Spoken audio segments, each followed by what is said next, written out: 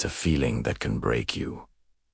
Let me tell you a story about a man who faced exactly that. There once was a man whose greatest joy was his garden. It wasn't just any garden.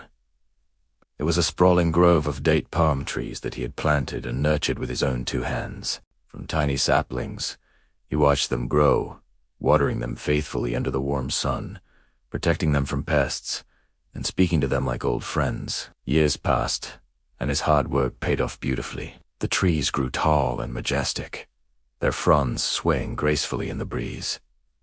And the dates, they were the sweetest, most delicious dates in the entire region. Every day, the man would carefully harvest the ripe fruit, packing them into cartons. He'd load up his cart and head to the market, his heart filled with pride. Selling his dates wasn't just a business. It was how he provided for his family, and it connected him to his community. People would specifically seek out his stall, knowing they were getting the very best. His garden was his life's work, his legacy. But one night, a tragedy struck that no one could have predicted. A fierce, uncontrollable fire swept through the area. The flames danced wildly, consuming everything in their path. The dry palm fronds, which had once been a symbol of life, became fuel for the blaze. The fire raged through the night, a monstrous, swirling inferno that turned the man's paradise into an ashen wasteland. The next morning, the man woke up, ready for another day of harvesting. He hummed a cheerful tune as he walked toward his beloved garden. But as he got closer,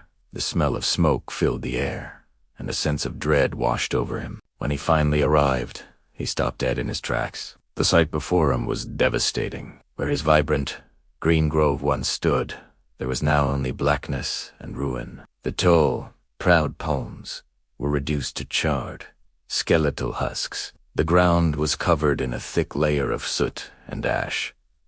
Not a single leaf, not a single fruit remained. Everything was gone. The fruits of his labor, his years of dedication, his entire livelihood, all of it, had vanished in a single night. The strength left his legs, and he fell to his knees in the ash. The cartons he was carrying tumbled to the ground. A deep, gut-wrenching sob escaped him as tears streamed down his face, mixing with the soot on his cheeks. He wasn't just crying for the lost trees or the lost income. He was crying for the lost dreams, the memories, and the piece of his soul that had been incinerated, along with his garden. It was the sound of a heartbreaking. Thank you for watching.